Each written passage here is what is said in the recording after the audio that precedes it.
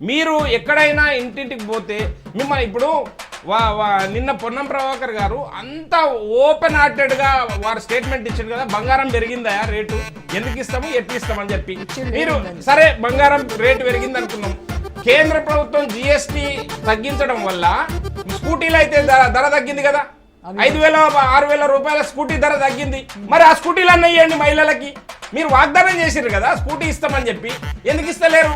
ధర పెరిగిందని బంగారం ఇయ్యనోళ్ళు ధర తగ్గిందని స్కూటీలు ఇస్తే కనీసము ఓకే మీరు చేయడం కోసం చిత్తశుద్ధితోటి నిజాయితీతోటి పనిచేస్తుందని చెప్పి అనుకునే అవకాశం ఉంటుండే కదా. మీరు రాజీవ్ యువ వికాసం అని చెప్పి మీరు మొత్తము తెలంగాణ వ్యాప్తంగా ఉండే అందరి విద్యార్థుల మొత్తం డేటా తీసుకున్నారండి. వీళ్ళు గోడల మీద మీరు అనర్హులు, మీది అదేంది స్కోరు బ్యాంకులో స్కోర్ సరిగా లేదు అని చెప్పి వాళ్ళని అనర్హులు అని చెప్పి గ్రామ పంచాయతీ బోర్డుల మీద అతికిచ్చారు. వీళ్ళు ఇచ్చింది లేదు సచ్చింది లేదు, వారిని బంధాలు చేసేసారు. మీరు అన్ఫిట్, మీరు ఎట్టి పరిస్థితుల్లో అర్హులు గారని చెప్పి ఆ విద్యార్థులు ఎవరైతే రాజీవ్ వికాసం కోసం అప్లై చేసుకున్నారో వారు అనర్హులని ప్రకటించారు. గోడల మీద పత్రికల అతుకులు పెట్టారు. ఇప్పుడు మీరు ఏదన్నా చేస్తే మేము అవి చేసినాం అని అంటున్నారు. ప్రజల దగ్గర పోయి ఏం చెప్తారండి? మీరు 2,500 రూపాయలు ఇస్తామన్నారు, ఇచ్చిర్రా? 4,000 రూపాయలు ఇస్తామన్నారు, ఇచ్చిర్రా? నిరుద్యోగ వృత్తి ఇస్తామన్నారు, ఇచ్చిర్రా? ఇందిరమ్మ ఇల్లు కడతామన్నారు, కట్టిర్రా? లేదనుకుంటే ఈ రాజీవ్ యువ వికాసం ద్వారా 5 లక్షల రూపాయలు ఇస్తామన్నారు, ఇచ్చిర్రా? 2 లక్షల రూపాయలు 2 లక్షల ఉద్యోగాలు సంవత్సరానికి ఇస్తామన్నారు, ఇచ్చిర్రా? మీరు అడుగుతారు కదా ప్రశ్నలు, సామాన్యమైన ప్రశ్నలు మీరు చెప్పిన అంశాలే, వేరే కొత్త కోరికలు కాదు, గొంతమ్మ కోరికలు కాదు సామాన్య ప్రజలై. మీరు చెప్పిన ఆశల పల్లకిలో ఊరేగించిన ఆ ప్రజలు మిమ్మల్ని సంవత్సరంన్నర క్రితము ఎవరైతే మిమ్మల్ని భుజాల మీద పెట్టుకొని తీసుకొని పోయి అసెంబ్లీలో కూర్చోబెట్టిర్రో, గద్దెల మీద కూర్చోబెట్టిర్రో ఆ ప్రజలే మిమ్మల్ని ప్రశ్నిస్తున్నారు. వారికి సమాధానం చెప్పాల్సిన బాధ్యత మాకు, లేదనుకుంటే ప్రతిపక్షాలకు సమాధానం చెప్పాల్సిన అవసరం లేదు. సామాన్య ప్రజలకు మీకు ఓట్లేసి మీ మీద నమ్మకం పెట్టుకొని మీ మీద ఆశలు పెట్టుకొని ఓట్లేసిన వాళ్ళకైతే చెప్పాలి కదా. ఆ ప్రభుత్వం చాలా కాన్ఫిడెంట్ గా ఉన్నారు కదా, ఎట్లా వాళ్ళ ధైర్యం ఏంటి? మరి మేము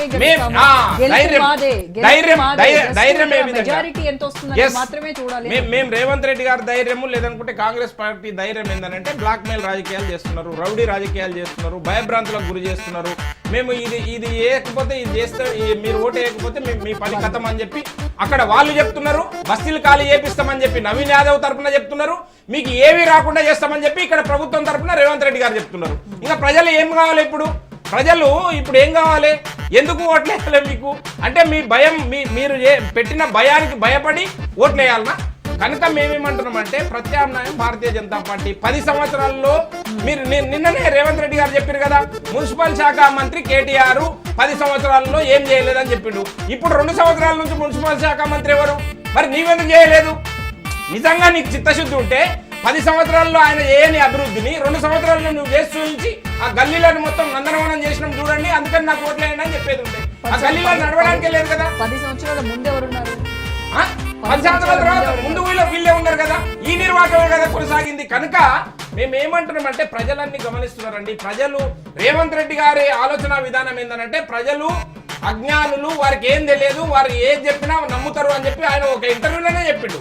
ఇంతకుముందు ఎప్పుడో పాత ఇంటర్వ్యూ చూస్తే ఆయనే మాట్లాడింది కదా, ప్రజలకి ఏదంటే అది చెప్తామండి, మాకు అవకాశం ఉన్న దగ్గర అబద్ధాలు మాట్లాడతాము, దాని ద్వారా రాజకీయంగా లబ్ధి పొందుతాము, దాని ద్వారా మేము కుర్చీలెక్కి కూర్చుంటాము, తర్వాత వాళ్ళ మానాన్ని వాళ్ళని వదిలేస్తామని చెప్పి చెప్తున్నాడు. అదే ఇక్కడ చేయడం కోసం చూస్తున్నాడు. కానీ దిలీప్ గారు, ఓకే, కాంగ్రెస్ వాళ్ళు ఇచ్చినటువంటి హామీలు అమలు చేయలేదు, ఒక్కటి కూడా మీరు చెప్పిన లిస్ట్ లో ఒక్కటి కూడా అమలు చేయలేదు. బీఆర్ఎస్ 10 ఏళ్లలో ఏమీ చేయలేదు. మరి బీజేపీ ఏం చేసిందని మీ పైన నమ్మకంతో? ఇప్పుడు బీజేపీ అంశానికి వచ్చే వరకు ఏ కార్యక్రమం జరిగినా, ఇప్పుడు మీరు ఇందిరమ్మ ఇల్లు నినాదం ఎత్తుకున్నారు కదండి. ఇందిరమ్మ ఇల్లు కడుతున్న ఇందిరమ్మ ఇల్లు, ప్రస్తుతం నిర్మాణంలో ఉన్న ఇందిరమ్మ ఇళ్ళకి మేంగా స్టేట్మెంట్ ఇచ్చింది. ఈ పొంగులేటి శ్రీనివాసరెడ్డి గారే స్టేట్మెంట్ ఇచ్చిండు. ఆ శాఖ మంత్రి 1,11,000 రూపాయలు కేంద్ర ప్రభుత్వ నిధుల ద్వారానే ఇందిరమ్మ ఇళ్ళ నిర్మాణం జరుగుతుంది, మిగతా డబ్బుల్ని మేము సమకూరుస్తున్నామని చెప్పిండా లేదా? ఇది మా సమర్థత. మేము ఏది కూడా, మీరు ఏదైతే సన్న బియ్యం అని చెప్తా ఉన్నారో, కిలోకి సన్న బియ్యానికి 42 రూపాయలు ఇస్తున్నది మేము, కేంద్ర ప్రభుత్వం ఇస్తున్నాం. మీరు ఏ అంశం అన్నా తీసుకోండి, ఏ కార్యక్రమం అన్నా తీసుకోండి. మీరు కార్పొరేట్ విద్యను అందిస్తాము, కార్పొరేట్ కాంగ్రెస్ అధికారంలోకి వస్తే మేము కార్పొరేట్ విద్యను అందిస్తామని చెప్పారు. కార్పొరేట్ విద్యను అందించడం దేవుడు ఎరుగు, కార్పొరేట్ స్కూళ్ళను నిర్మించడం దేవుడు ఎరుగు. మీరు కార్పొరేట్ విద్య సామాన్య ప్రజలు కూడా చదువుకోవాలి, 25% రిజర్వేషన్ పేద ప్రజలకి, అది కేంద్ర ప్రభుత్వం నిధుల ద్వారా వస్తుంది. 70% కేంద్ర ప్రభుత్వం భరిస్తుంది, 30% స్టేట్ గవర్నమెంట్ భరించాలి. మీరు ఆ కనీసం ఆ పథకాన్ని కూడా ఎందుకు కొనసాగిస్తలేరు? కార్పొరేట్ విద్యను సామాన్యులకి, నిరుపేద విద్యార్థులకు అందించే చిత్తశుద్ధి ఉంటే ఆ స్కూల్ తర్వాత కట్టిన దాకా అప్పటిదాకా ఇక్కడ అవకాశం ఉంది కదా, వీళ్ళకి ఎందుకు అడ్మిషన్లు ఇప్పిస్తలేరు? 25% నిరుపేద విద్యార్థులకి కేంద్ర ప్రభుత్వం ఇచ్చే 70% నిధులను ఎందుకు వినియోగించుకొని ఆ 25% పేద విద్యార్థులకి ఎందుకు కార్పొరేట్ విద్యను అందిస్తలేరు? ఇవి మౌలికమైన ప్రశ్నలు కదండి. వీటి గురించి ఎందుకు సమాధానం చెప్తలేదు? కాంగ్రెస్ దగ్గర సమాధానం ఉందా? మీరు అన్ని మేము అది చేసినాము, ఇది చేసినాము, మేము అన్న అరచేతిలో వైకుంఠం చూపిస్తామని చెప్తా ఉన్నారు, కానీ మౌలికమైన ప్రశ్నలకు సమాధానాలు ఉన్నాయా మీ దగ్గర? మీరు కూడా వాళ్ళు ఏం చేయలేదు, వీళ్ళు ఏం చేయలేదు అని మేము చేస్తున్నామండి. ఇప్పుడు చెప్పింది ఏంది అంశం? మీరు ఇస్తున్న సన్న బియ్యంలో మా వాటా ఉంది, మీరు కడుతున్న ఇంద్రమ్మ ఇళ్లలో మా వాటా ఉంది, మీరు నిర్మిస్తున్న ఫ్లైఓవర్లలో మా వాటా ఉంది, మీరు కట్టాలనుకుంటున్న ఔటర్ రింగ్ రోడ్ లో మా వాటా ఉంది, మీరు చేయాలనుకుంటున్న మూసి సుందరీకరణలో మా వాటా ఉంది, మీరు చేయాలనుకుంటున్న 4th సిటీలో, ఫ్యూచర్ సిటీలో మా వాటా ఉంది. ఏది లేకుండా చేస్తున్న ఒక్క కార్యక్రమం చెప్పండి.